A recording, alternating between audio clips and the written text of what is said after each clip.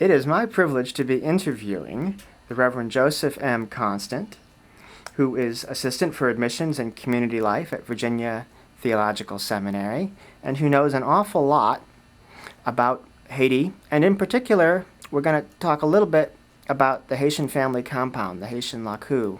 Am I pronouncing that right, Joseph? Yes. And I'm particularly interested in it because it has a lot of, I think, parallelism to how Israelites lived in ancient Israelite culture.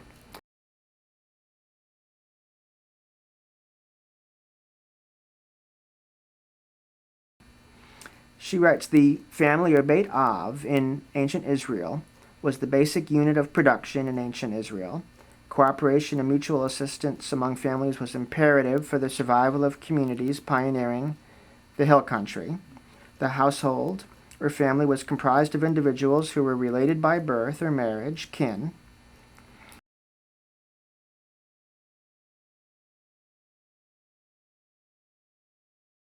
Laku has about 4 rectangular dwelling units in the laku. The houses are linear buildings, if you would call them that. The first room is used as a parlor or kitchen, and the second room is the bedroom. Okay. And so the courtyard is used as a place for food preparation.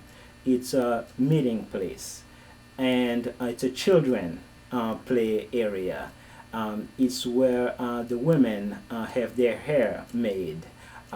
It's also where people do their laundry.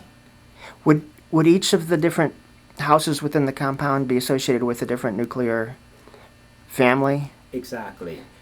Each of the houses would actually house, for instance, my uncles and my aunt. They each has a portion of land Okay. where they can build their houses.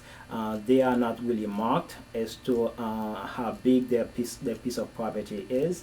They just know that they can actually build their home in a piece of land in the laku. Interesting. And everybody within the laku would be kinfolk with each other? They would be related through genealogy? Absolutely.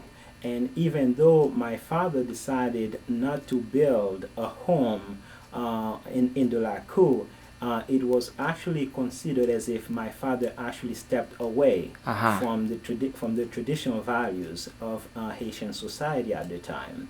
And so for me personally, it always felt as if I am home. I'm actually home whenever I find myself either staying for a night or two with one of my uncles or my aunts in the laku. You were always welcome.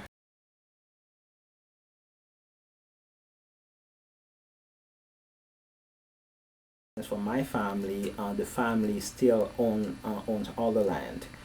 There's not a sense that people can actually sell their property, because I think there's not really a piece of paper that says someone actually owns this portion of the land. There's just an assumption that you're going to pass the land from one generation to the next. It's assumed within the culture that that will happen. That's correct.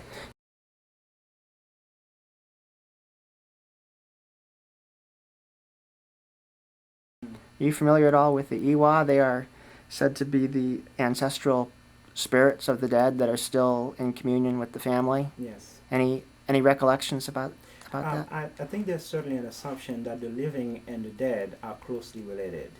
We still have such houses in Haiti. Do they have a name or a designation? I don't recall that they actually have a name, but I'm sure, depending on where you are, they would give them specific names. We certainly, and even in Port-au-Prince, in rural parts of Port-au-Prince, Haiti's capital, we still have such lacus where you will find a house that is not opened to visitors, Uh-huh. but it's just there. Okay. We actually stayed in such a laku when we went to Haiti with a group from the seminary, where there is such a house, even though the family is Christian, Right. but the house still remained out of respect, I would say, for the dead. For the ancestors. Yes.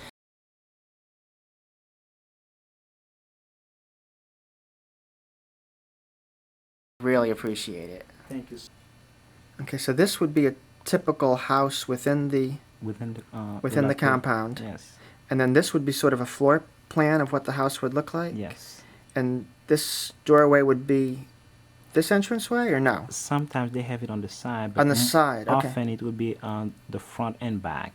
There's two entrances. Two entrances. Okay. Yes. And the front room would be the area for entertaining guests? Yes, but generally you entertain guests outside. In the compound itself? Exactly, outside in the laku, in the courtyard, and then the front would use as a parlor or a kitchen. Okay. Sometimes you cook inside instead of cooking outside.